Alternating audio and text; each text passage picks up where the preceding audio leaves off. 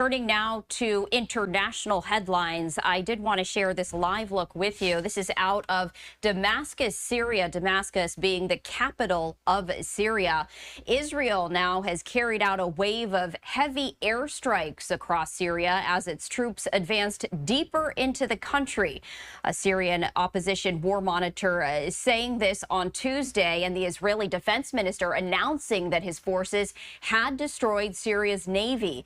Israel has acknowledged pushing into a buffer zone inside Syria after the overthrow of President Assad, but it remains unclear if Israeli soldiers had gone beyond that area. Israel denying that it was advancing on the Syrian capital of Damascus. And I did want to share some video of one of those airstrikes with you. This is the remnants of that.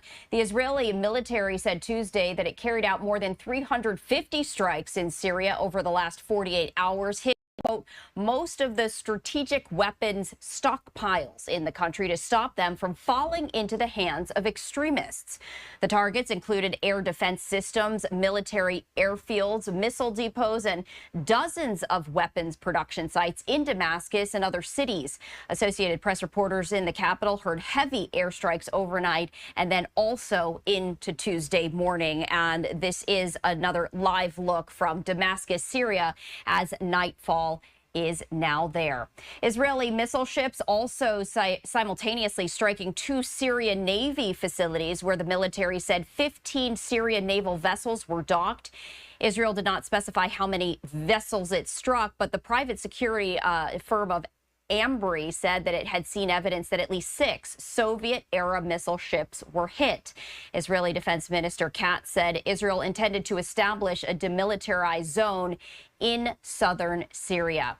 Now, to speak more on this, I do want to invite onto our program Ruthie Blum, who is the former advisor at the office of Israeli Prime Minister Benjamin Netanyahu, senior contributing editor at Jewish News Syndicate, and the co-host of Israel Undiplomatic on JNS TV. Ruthie, we appreciate you taking the time to join us here on Live Now from Fox. Well, thank you so much for having me, Stephanie. Since the collapse of the Syrian government, there has been a lot of concern from many countries, Israel included, also the United States, about the stockpile of weapons in Syria falling into the wrong hands, falling into the hands of terrorist organizations. We've seen Israel now conducting very targeted airstrikes to really eliminate that possibility. What can you share with us about the very latest strategy from the Israeli government? Okay, well, the strategy is to take out as many weapons as possible and to locate the chemical weapons that Assad used on his own people. His father, Hafez, slaughtered hundreds of thousands or something. And Bashar, his son, everyone thought he was a kind of reformer because he's an ophthalmologist, etc. But he was no better than his father, in some ways worse. And just because he wears a suit and a tie, don't be fooled. Now, when you say that the weapons, that the world is concerned, the weapons shouldn't fall into the hands of terrorists, well, let's be clear. The rebels that overthrew Assad, most of them are terrorists, or more to the point, they're jihadists. They have a jihadist ideology, particularly the head of the rebellion, and his name is al-Julani. He, now it is true that he has been trying to persuade the West that he's changed his colors, and that he's now, all he wants to do is create a government and protect the rights of minorities, etc. But, his second in command has a very different message, and that is the message of jihad and to attack Israel. So Israel has to be extremely vigilant about all these weapons.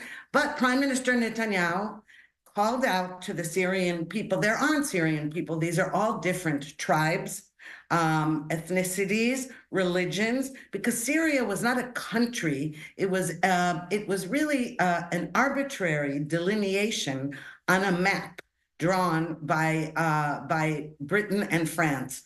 So what you have is a whole bunch of disparate tribes there. But what Netanyahu said is, anybody who wants to be friends with us, we'll welcome you with open arms. anybody who tries to harm us will meet a very bad fate, the same fate as Assad. Now, I don't have high hopes for a democratic government in Syria, but what I have seen now is that Israel has woken up to the fact that we cannot just,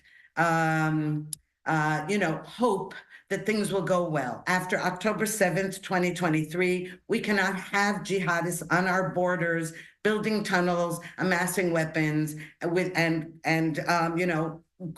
committing cross-border raids to rape and maim Israelis. And Ruthie, this is an enormous period of transition for Syria, but it's also a period of opportunity for greater stability, but also, as you mentioned, potential opportunity for extremist organizations, terrorist organizations to take control. And we've been hearing ISIS as one of them, President Biden expressing concern and also targeting ISIS targets, and also Al-Qaeda. That's another organization that we have been hearing could also then potentially try and take over. When it comes to Israel's role, and Prime Minister Netanyahu said that he would not interfere with the internal goings-on in Syria, but there has to be, I would imagine, concern over who then takes control. What is the strategy of Israel when it comes to that? Okay, so first of all, since I just laid out all the bad news, I will give you some good news. But before that, I would like to point out that al-Julani, the head of this interim government or whatever, I mean, he's the head of the rebellion. He was a member of Al-Qaeda and ISIS, and the only reason that he split from them, it wasn't because he modernized or reformed. It was an internal battle among different terrorist groups, and that's why I don't believe he's changed. But okay, we have to wait and see about that. But here's the good news. The Iranian axis surrounding Israel, the ring of evil that Iran was building all around Israel and inside Israel and Judea and Samaria, otherwise known as the West Bank, has been severely weakened, if not destroyed completely. That's the good news. Iran, all of its proxies are one by one falling. The leaders of those proxies are dead, most of them, or wounded.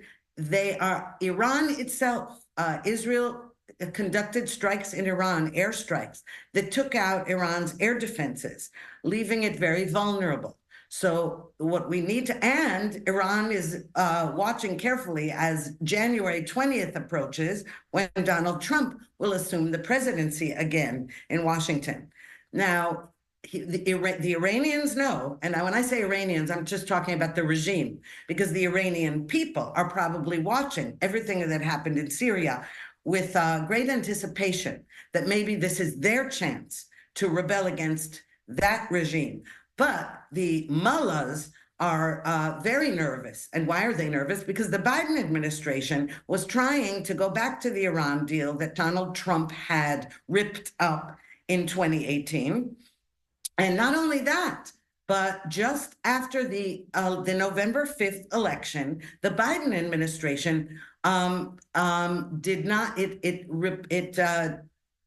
unfroze $10 billion again for the Iranian regime. So, the Ayatollahs were very happy having Biden in the White House and are not happy about Trump's return.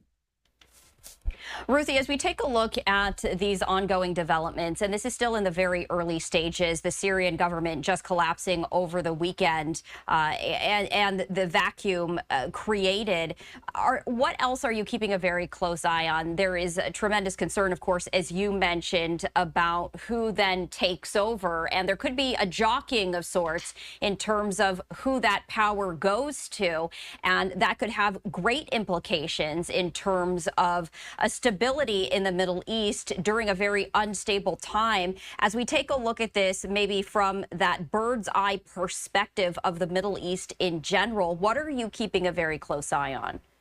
I would say the main thing to keep a close eye on at this moment is involvement of Turkey and Qatar, because those are the two powers that are now running the show there, so to speak.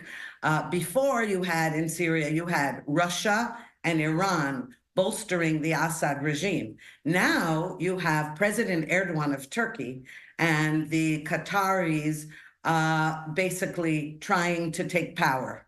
Now, what complicates this further is, by the way, and President Erdogan, he basically makes no bones about wanting to be the next Ottoman emperor, okay?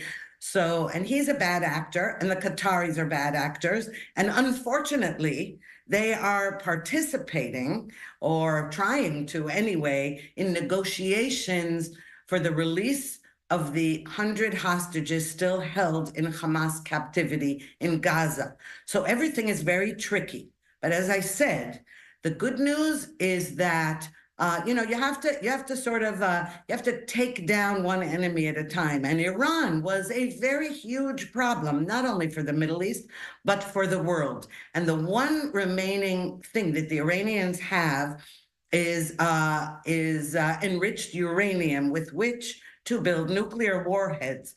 So the question is if and when Israel needs to strike those facilities, the nuclear facilities, because Iran, feeling pushed into a corner, might just say, you know what, we've got nothing left. Our proxies are finished. We've got nothing left in Syria. What we're going to have to do now is, fire some nuclear weapons.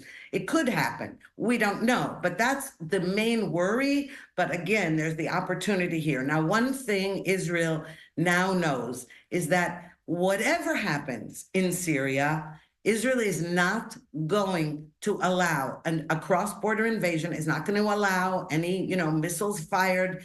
That's finished already, even with the ceasefire in Lebanon. The ceasefire in Lebanon is very fragile because Hezbollah has violated it. But Israel said, sorry, any violation will be met with military action, and it has been met with such.